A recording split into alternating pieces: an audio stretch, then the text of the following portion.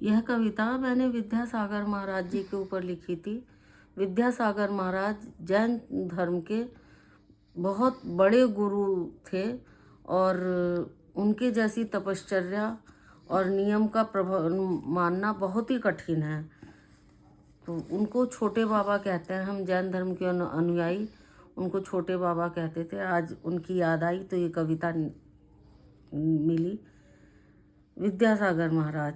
धर दीजिए वरद हस्त अपना गुरुदेव, धर दीजिए वरद हस्त अपना गुरुदेव हमारे माथ पर। हालांकि वो किसी को छूते नहीं थे, फिर भी मेरी ये तमन्ना थी।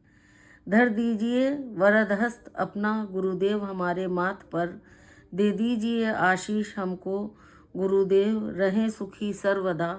दे दीजिए आशीष हमको गुरुदेव रहें सुखी सर्वदा। श्वास प्रश्वास चलती रहे यूं ही सहज, मतलब हम स्वस्थ रहें। श्वास प्रश्वास चलती रहे यूं ही सहज, मुकुलित रहे यह वदन यूं ही सर्वदा। मुकुलित रहे यह वदन यूं ही सर्वदा। सजल दिठी है आपकी।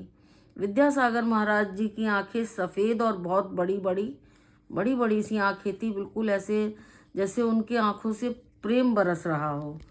सजल दिठी है आपकी, कीजिए गुरुदेव नेह वर्षा जरा। पूर्ण हो अभिलाषाएं सिंचित, पूर्ण हो अभिलाषाएं सिंचित, न रहे विषाद त्रास किंचित।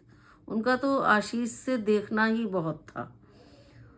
हूँ मैं भी आपकी ही सुता। मैं ये उनसे प्रार्थना कर रही हूँ मैं भी आपकी ही सुता। दीजिए अपनी भी सहमति जरा, जरा अपना मस्तक मेरी तरफ देख लीजिए, झुका दीजिए मेरी उस इच्छा पर। दीजिए सहमति अपनी भी जरा। कौन सा सुख का संसार आपसे मांगती हूँ, हे गुरुदेव मैं कौन सा सुख का संसार आपसे मांगती हूँ।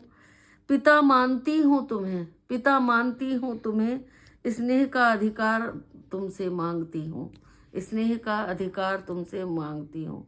विद्यासागर महाराज जी की जय।